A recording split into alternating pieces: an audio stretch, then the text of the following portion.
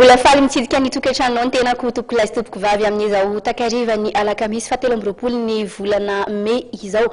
Manatitra ny araba ary manasana ao an-trano moa naraka ny vaovao hatramin'ny farany. Isan'ny matoa-teny vaovao antsika ary amin'ity alina ity mikasika indrindra ny fanambarana fampatsiahivana ny fametra-pilan'ny kandida manana andraikitra amin'ny fitondrana nanao izay fanambarana izay moa ny avy ao anivon'ny CES. Ankoatrin'izay kosa dia efa ao anatin'ny fanomanana isan-karazany amin'ny fanadinana CPE amin'izao fotoana izao ireo mpianatra hiatrika izany. Avy hatrany antsika dia hiditra anatin'ny lafim-baovao ara-politika. Notohizana teny amin'ny biraon'ny ministeran'ny foloalindaty ny ampaibe ny fivoriana teo amin'ny filan-kevitry ny fampihavanana malagasy ny komity misana ny fanaraha-masy ny tondrozotra na CSC ary ny mpitandro ny filaminana. Maro moa ireo fandaharan'asa ny andro ireo mpivory tamin'ity andro faharoa ity. Lovara Manantsoa.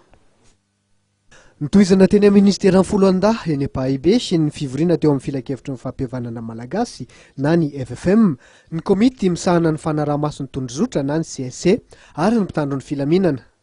Fantatra taorin'ity andro faharoa ny fivorian'ity araka ny fanazavana nomeny loharanom-baovao anay fa voafika ao nan-doha no nitanterahana androany ary mbola tsy nisy fehi-kevitra nivoaka. Tafiditra tao anatin'ny fandaharan'ireo mpikaondoha ny fitsidiana izay nitanterahana teny amin'ny fitsarana manokana misana ny fifidianana na ny CES eny Ambohidahy. Mbola tsy nisy aloha hatreto vaovao ho mikasika izay. Mbola nodiniana nandritra ity fotoan'ity ihany koa ny mikasika ny fametrahana fandriam-pahalemana mandritra ny fifidianana sy ny mikasika ny hidaty hanantanterahana izany fifidianana izany. Tsy nanatrika izany fivoriana izany kosa aloha ireo kandida telo nasaina noho ny antony maro samihafa. Mbola mitora-pitsy kosa ny fivoriana.